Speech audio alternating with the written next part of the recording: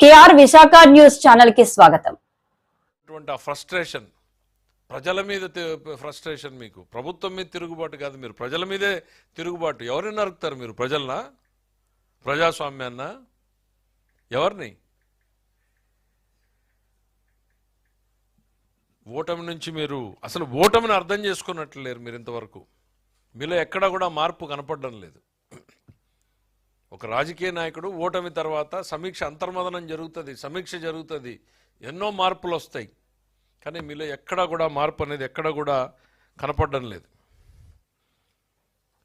ఏం చేశారు మీరు? తెనాలికి వెళ్ళి మీరు పరామర్శించింది ఎవరిని? 9 కేసులు 10 కేసులు ఉన్నటువంటి రౌడీ షీటర్లని. అవి ఏమన్నా మేము పెట్టామా? మీ గవర్నమెంట్లో మీరున్నటువంటి టైంలో మీరు పెట్టినటువంటి కేసులే కదా. ఏం మెసేజ్ ఇచ్చారు సమాజానికి?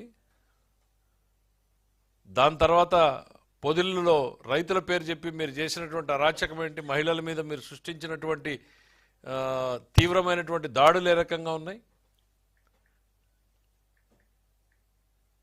ఇక నిన్నటికి నిన్న నాగమల్లేశ్వరరావు గారి పేరు మీద చనిపోయిన సంవత్సరం తర్వాత విగ్రహ ప్రతిష్ఠ కోసం మీరు ఏదో వచ్చామని చెప్పి 2 చనిపోయారు మీ పార్టీ వాళ్ళు. కనీసం బండి ఆపి నిలబడి వాళ్ళ పరిస్థితి ఏందని పలకరించావా? కర్కశ హృదయం మీది. ఒక్క సెకండ్ కూడా ఎవరు మీ వాళ్ళు ఆపలా.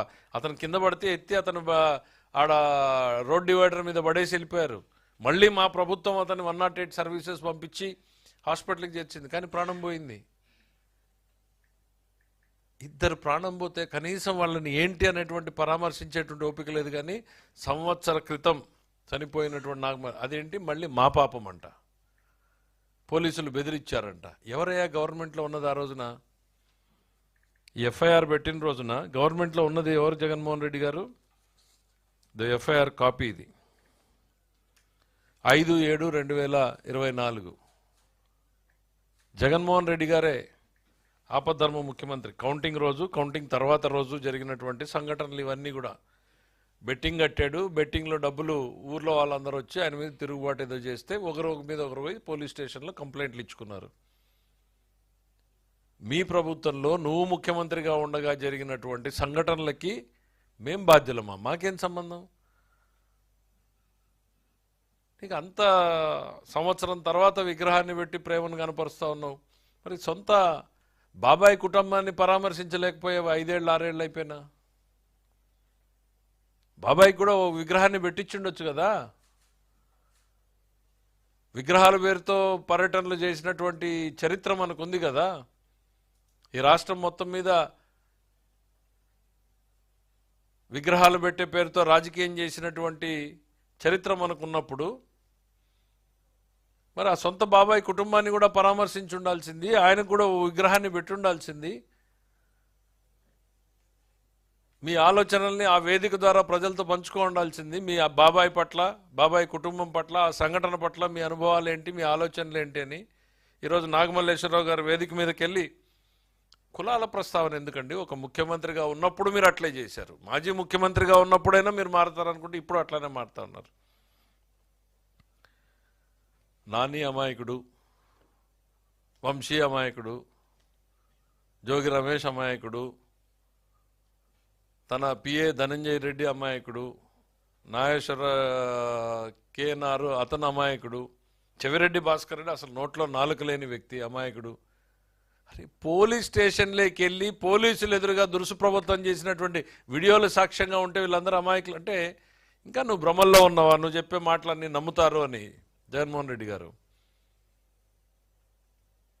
ఈ ప్రభుత్వం ఎక్కడ కూడా పరిధి దాటి పనిచేయట్లా. మేము మీలాగా పనిచేయాలనుకుని ఉంటే నీ బెంగళూరు ప్యాలెస్ నుంచి నువ్వు ఆంధ్రప్రదేశ్ రాష్ట్రంలోకి అడుగు పెట్టేవాడివి కాదు. పవన్ కళ్యాణ్ గారు వస్తే మీరు అడ్డుకున్న రోజుల్ని మర్చిపోయారా? చంద్రబాబు నాయుడు గారు ఎయిర్పోర్ట్లోకి వెళ్తే ఎయిర్పోర్ట్ రన్వే మీద దించింది మర్చిపోయారా?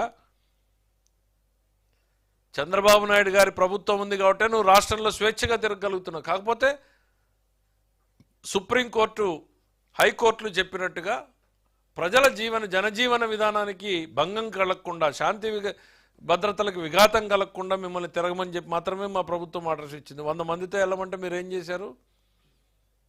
రండి రండి రండి రండి అని ఆర్కెస్ట్రా ఒక కాల్ సెంటర్ పెట్టి అందరికీ ఫోన్లు చేసి ఇన్ఛార్జీలు పంపించి ప్రతి కాన్స్టిట్యున్సీలో నుంచి ఇంతమంది రావాలి అని చెప్పి టార్గెట్లు పెట్టి రోడ్డు ఎక్కాలి అని చెప్పి ఇది హింసని ప్రేరేపించడం కాదా? కొమ్మినేని శ్రీనివాస్ గారు అమాయకుడు, ఆయనకి ఏం తెలుసు? ఆయనకి ఒక్కసారి ఆ సంఘటన మొత్తం ఇంట్లో ఉన్నటువంటి ఆడబిడ్డలను అడగండి జగన్మోహన్ రెడ్డి గారు, దాన్ని సమర్థిస్తారేమో.